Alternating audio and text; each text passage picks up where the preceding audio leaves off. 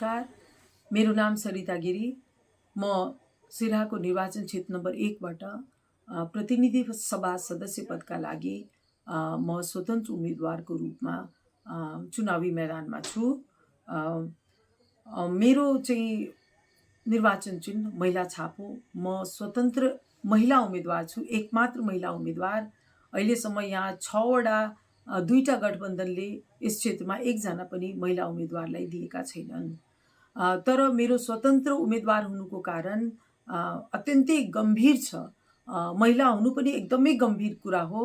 म सम्पूर्ण जनतासँग के आग्रह गर्दछु भने म एकमात्र महिला उम्मेदवार भएको नाताले तपाईहरू आफ्नो पहिलो मत चाहिँ महिला छापमा दिकन अनि मलाई विजयी बनाउनुस्। अब म चाहिँ दोस्रो विषयवस्तुमा प्रवेश गरिराखेको छु। म किन स्वतन्त्र उम्मेदवार छु?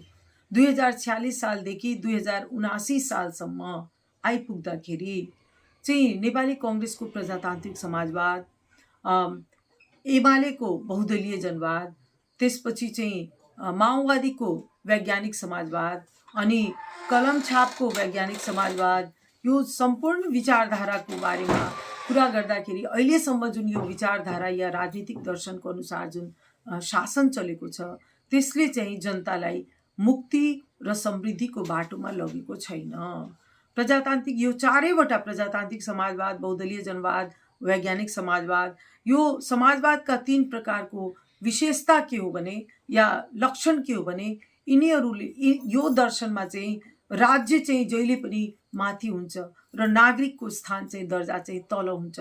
त्यसले गर्दा कुनै पनि संकट भएको बेलामा के हुन्छ भने राजनीतिक दलहरू जो यो जुन दर्शनमा विश्वास गर्छन् तिनीहरूले चाहिँ संविधान र कानुन भन्दा माथि उठिकन अनि त्यसपछि आफ्नो कार्य या आफ्नो जुन लक्ष्य छ त्यो उपलब्धि गर्छन्। त्यसले गर्दा कानुनको शासन चाहिँ कमजोर हुन्छ। उदाहरणको लागि हेर्नुस् तपाईहरू, अहिले नै जुन संसद विघटन भयो, मलाई लाग्छ 2051 सालमै जब गिर्जा बाबुले संसद विघटन गर्नुभएको थियो त्यस बेलामा जुन एउटा सर्वोच्च अदालतको आदेश आएको थियो त्यसअनुसार चाहिँ जबसम्म सरकार बनाउने सम्भावना हुन्छ संसद विघटन गर्नुहुन्न।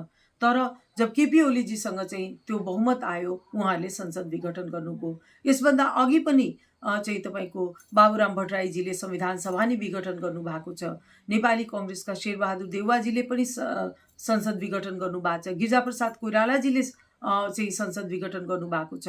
तो राजनीतिक अस्थिरताका कारण यो चाहिँ संसद विघटन गर्ने एउटा कारण हो। त्यसमा चाहिँ दोष के लगाइरहेछन् भने संसदीय प्रणालीको दोष हो, तर त्यो होइन। अब राजनीतिक अस्थिरता यो दलहरूले किन चाहन्छन् भने ताकि त्यो सत्ता जुन छ नि सत्तामाथि चाहिँ उहाँहरूको पकड चाहिँ आओस्, सत्तामाथि उहाँहरूको पकड चाहिँ कमजोर नहोस्, त्यसका लागि चाहिँ अस्थिरता चाहन्छन् र सत्तामा पकड बनाउन चाहन्छन्। र त्यसले गर्दा चाहिँ जनताको जुन राजनीतिक अधिकार जुन छ, जुन अभिव्यक्तिको अधिकार छ, त्यसको चाहिँ हनन हुन्छ। म के भन्न चाहन्छु भने म यो 3 वटा दर्शनभन्दा फरक उदारवादी प्रजातान्त्रिक समाजवादको दर्शन तपाईहरूको समक्ष आफ्नो घोषणापत्र मार्फत प्रस्तुत गरेको छु। र उदारवादी प्रजातान्त्रिक समाजवादको विशेषता के हो भने यसले चाहिँ मानिसको राजनीतिक अधिकार, नागरिक अधिकारलाई पनि त्यत्तिकै महत्त्व दिन्छ जति अधिकार चाहिँ राज्यको हुन्छ। तर राज्य वा नागरिक यो दुवै चाहिँ जुन तत्त्व छन् त्यो चाहिँ कानुन भन्दा माथि जानु हुँदैन। सारा लोकतन्त्रमा विफलता किन आउँछ भने जब राज्य या राजनीतिक दल कानुनको उल्लङ्घन गरिकन, संविधानको उल्लङ्घन गरिकन आफूलाई चाहिँ संविधान भन्दा माथि राख्छन् अनि त्यसपछि मात्र राजनीतिक अस्थिरता सुरु हुन्छ।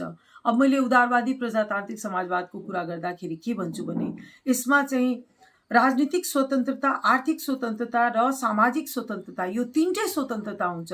र राजनीतिक न्याय, आर्थिक न्याय, सामाजिक न्याय यो 3टै न्यायको प्रत्याभूति हुन्छ।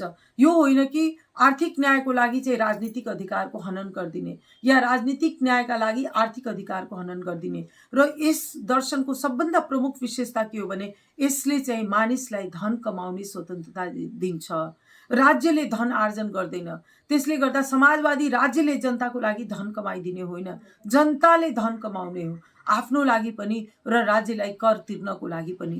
तर अहिलेको जुन हाम्रो समाजवादको नाममा जुन व्यवस्था छ त्यसले चाहिँ जनताको धन कमाउने अधिकारलाई एकदमै कुण्ठित गरिदिएको छ।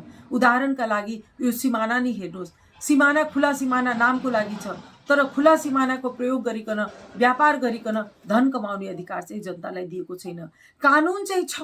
म के प्रश्न गर्न चाहन्छु भने कानुनले रोक लगाएको छैन, तर राजनीतिक दलहरूले बल जबरजस्ती गरिकन अनि त्यसपछि रोक लगाएका छन्। त्यसले गर्दा यदि तपाईहरू मलाई साथ दिकन उदारवादी प्रजातान्त्रिक समाजवादको पक्षमा यदि उभिनुहुन्छ भने मलाई चाहिँ के लाग्छ भने सुधारको प्रक्रियाको एउटा नयाँ चरण सुरु हुनेछ। म यसमा तपाईहरूको बीचमा पटक पटक आइकन आफ्नो एउटा जति मैले जानेको छु, जति मैले शिक्षाबाट सिकेको छु, यो नयाँ दर्शनको बारेमा तपाईहरूले अवगत गराउने छु। म यति भन्दै आफ्नो कुरा यहीँ टुङ्ग्याउँछु। यस पटकको लागि महिला छापमा चाहिँ मलाई आफ्नो मत दिनुहोस् र मलाई विजयी बनाउनुहोस् र एउटा सुधारको प्रक्रिया चाहिँ हामी सुरु गरौँ। धन्यवाद।